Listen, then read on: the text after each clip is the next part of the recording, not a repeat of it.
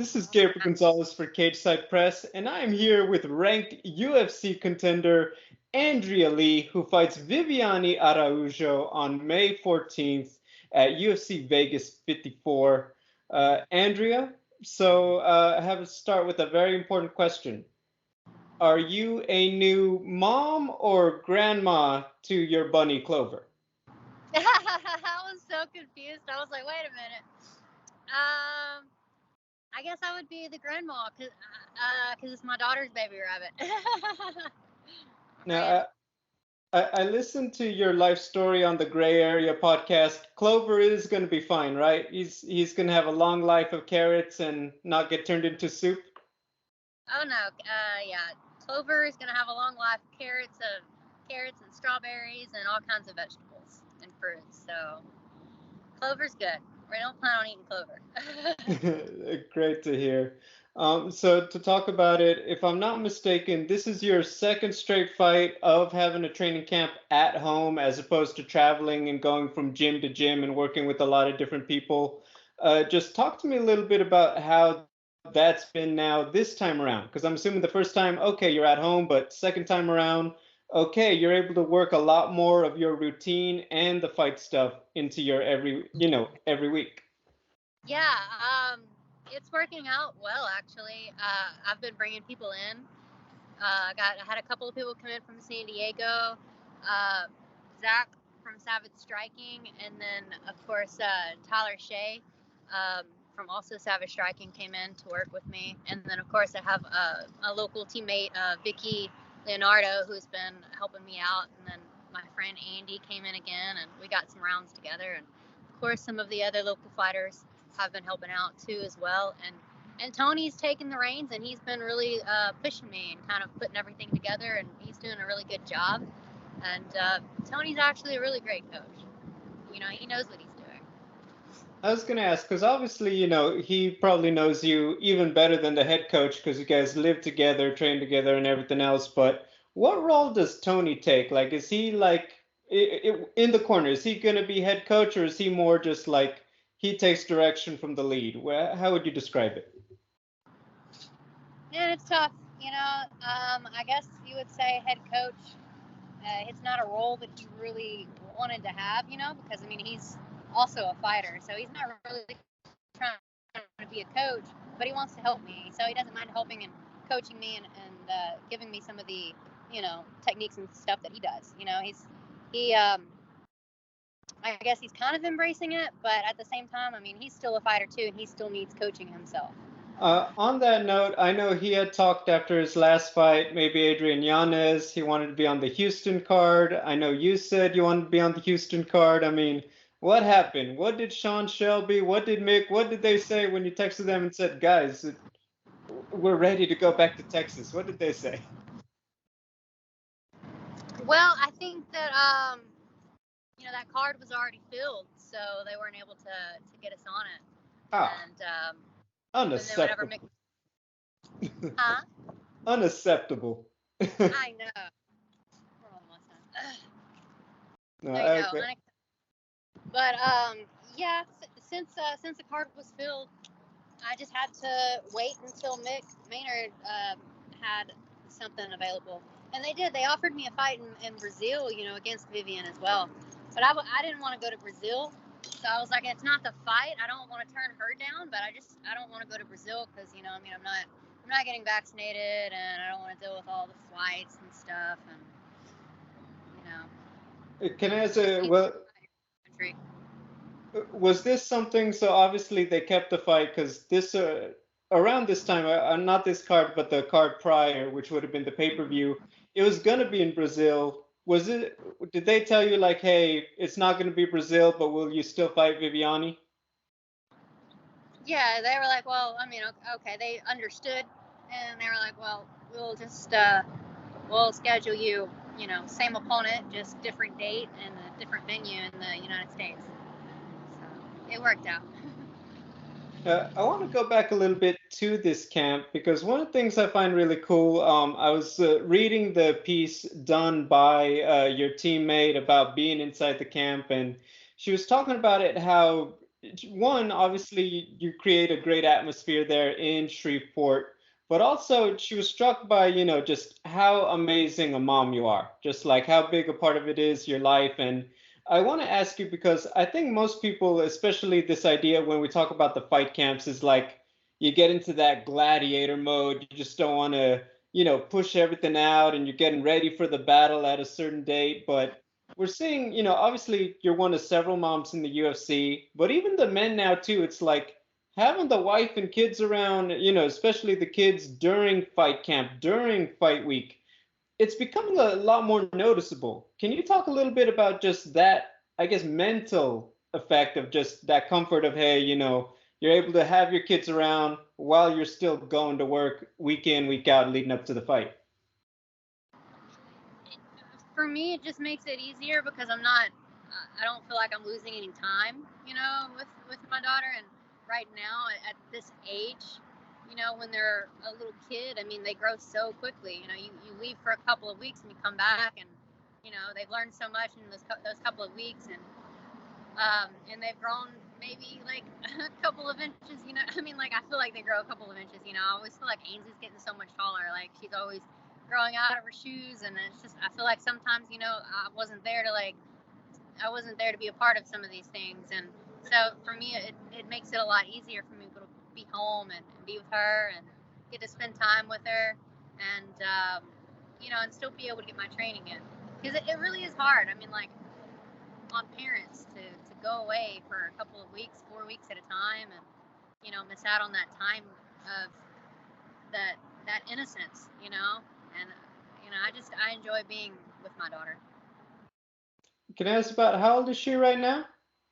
She's 10. So how So does she handle, like obviously like it's got to come up. It's like, well, mom, what is your job? And it's like, well, I fight for the UFC. And does she grasp a little bit of everything like mom's on TV? And I'm assuming people will recognize you when you're out with her occasionally and they want a photo or to talk to you a little bit. Just how is that through her eyes to your, as you see it? she she understands.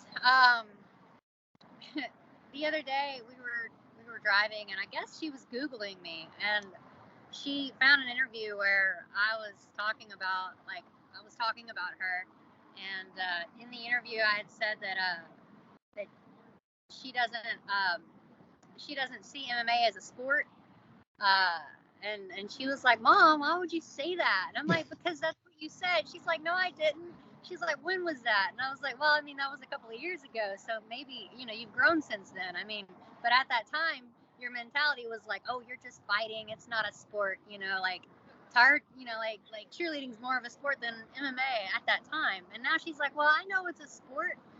She's like, "Why would you say that?" And she's all embarrassed and stuff. But I mean, I think she's coming around to it. I think she's understanding a little bit more, um, because before, it's just something that she's always been around. So it was just like, I don't know. Her mom's a UFC fighter. I guess it's cool to say, but I don't think that it was like it really meant anything. You know what I mean? Um, but to her friends, it's really cool. And I guess to her friends, like when she sees their reaction, maybe it means more to her. I don't know. She confuses me sometimes. She's back and forth. So I'm like, I never know with her. Like, can I ask, like, do they have a career day at her school? Because I'd assume you'd take the cake at something like that, I'd imagine. Or do like all her friends, it's like they want to ride with her to school because they'll get to be around a UFC fighter? What's that like? You would think. I mean, I don't know. I guess if they ever do like that, if they ever do like a career day, I guess we'll see. I know that I've had some of her friends before. They were a little older, but I mean, I've had them like want me to come to the school and talk, and I'm a little shy. I'm a little nervous. Like I'm like, I don't know what I would say, like you want me to come talk to your class? I'm like, I don't know. But I have had other people, other students and stuff reach out, and they're like, hey, I'm writing an essay, on like a biography on like famous people or just careers and stuff like that. And sometimes they're like, they want to use me, and I'm like, okay. Like, sure, you could use me, I guess. I mean, that's pretty cool, certainly.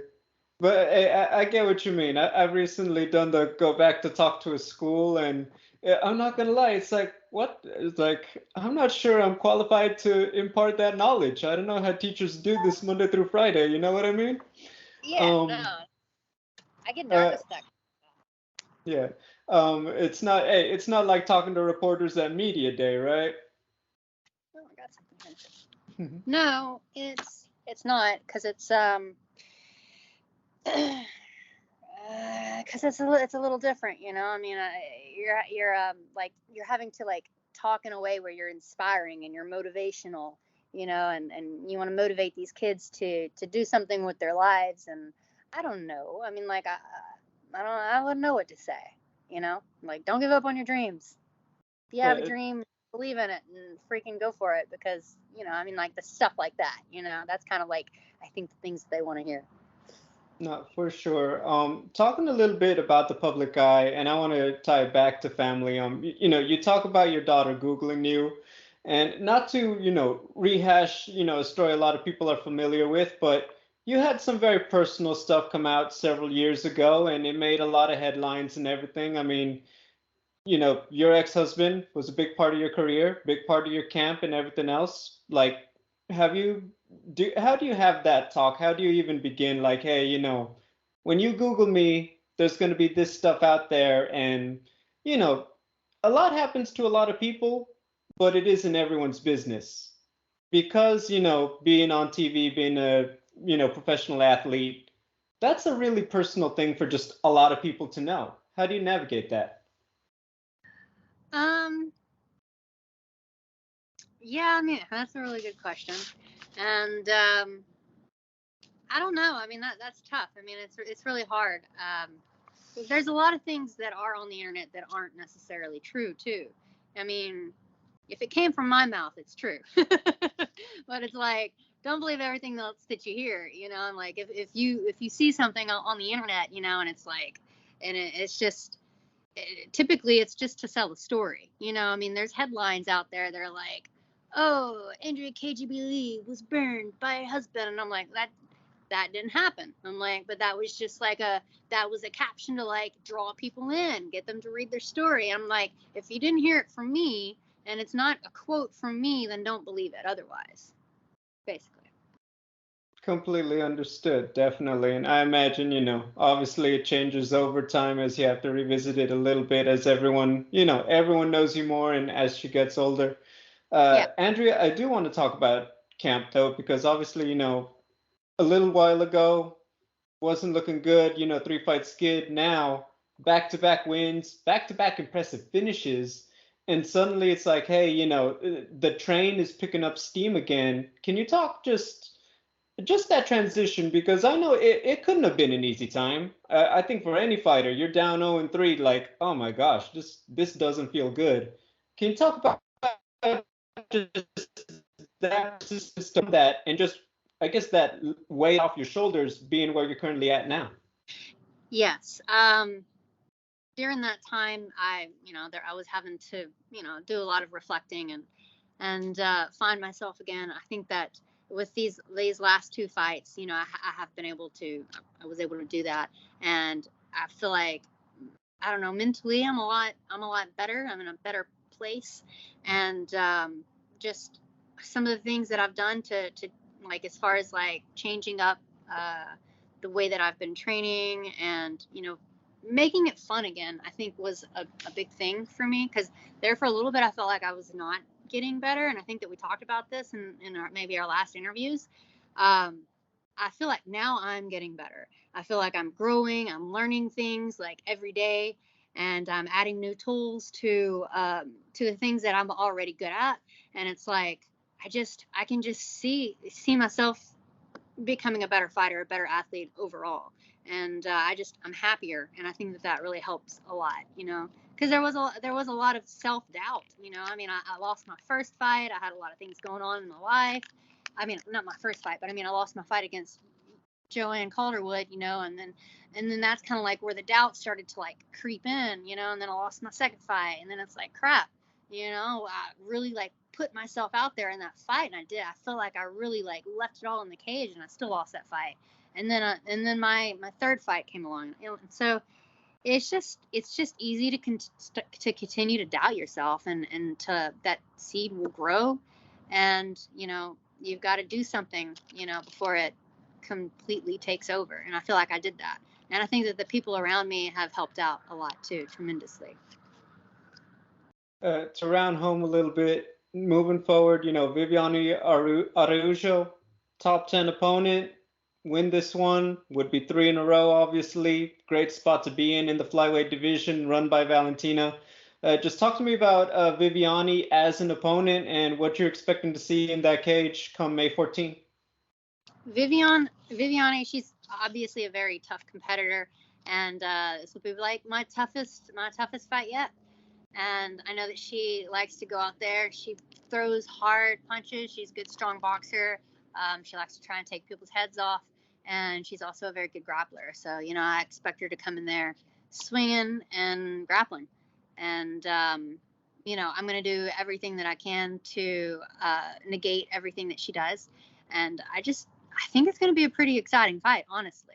I'm going to do my best to make it as easy as possible for myself, without taking any damage. But I know how she likes to fight, and I don't want to necessarily fall into that kind of a fight. I don't want to brawl. I mean, I still want to be technical, and I want to break her and take her apart like piece by piece, and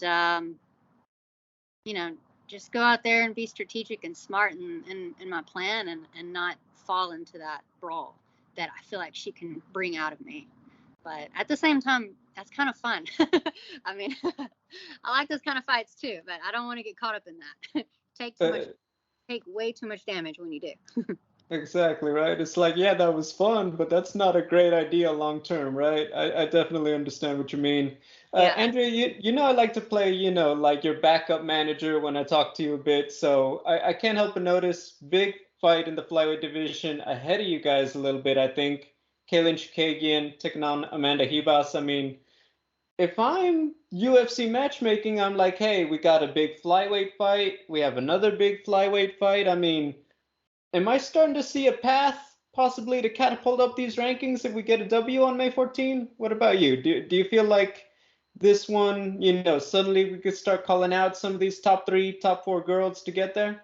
I think so. I feel like right now the flyweight division is like up in chaos. There's so many people like leapfrogging over each other, like over other great competitors that are in the top 10. You just don't know what's going to happen. I feel like anything is up for grabs right now. So it's all I have to do is go out there and get this win, and I guess we'll see what happens next. I mean, it's in reach. And I know what I've got to do, and I've got to get my hand raised in this next fight. My final question, I always like to close it out with a fun one. Yes. I spoke with Miranda Maverick recently, and I asked her, it's like, how much do you and Andrea Lee bond over your love of cowboy hats? And she told me, like, hey, like, are you cool with it? Because I really like them, but I know it's kind of like your thing. And she said that you were chill about it, but I just wanted your side of the story. I noticed you two have that little bit of a theme going on when I see you guys post together. Yeah, so I actually have asked her before if she'd get upset if I started that, because I feel like I'm kind of an OG with the whole ranch and everything like that. But I didn't want to try to copycat her persona and everything. And she was like, I don't care. So I am going to make that more my thing. I love dressing up in the Western style. And lately I've kind of gotten back to those roots. It's a little bit harder when you live out in Virginia. Everybody kind of looks at you really funny when you wear a cowboy hat and cowboy boots everywhere. But out here in Colorado, it's much more the norm, just like it is in Missouri. So I'm kind of liking the vibes out here for that stuff. Do you guys bond? And did you give her the okay that if she wants to make cowboy hats her thing, that there's room for 2 cowgirls in the flyweight division? I told her if she wanted to, that was totally up to her. I mean, she's definitely a cowgirl. I mean, she grew up on a ranch, and I mean, I didn't grow up on a ranch. I did grow up on a small, I guess what you would call, I mean, yeah, it was like a small farm. I mean, we had animals, chickens, I mean, we had gardens and, all kinds of different stuff. But I mean, she grew up on a ranch, and, I mean, she's a thoroughbred for sure. And if she wants to wear a cowboy hat, by all means, go ahead, and I told her that. I was like, it's not like I own it, you know. I don't own the trademark. Just go ahead. I mean, I feel like you kind of got it at just the right time. Once upon a time, there weren't that many flyweights, and then, there's the blonde girl with the cowboy hat. Yeah.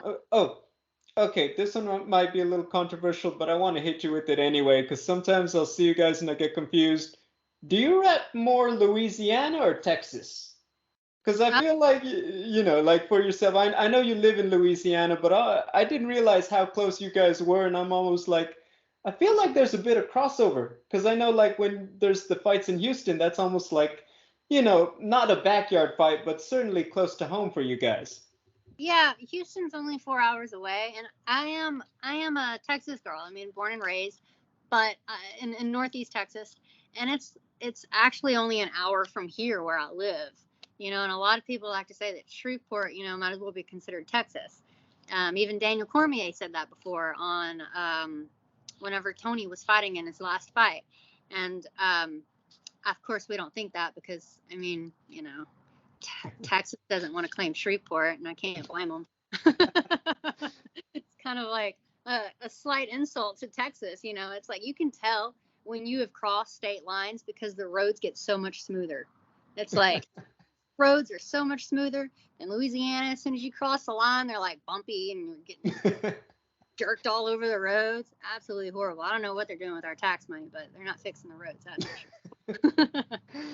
Andrea, always a pleasure. Once again, ladies and gentlemen, Andrea KGB Lee taking on Viviane Araujo May 14th at UFC Vegas 54. You guys are not going to want to miss it.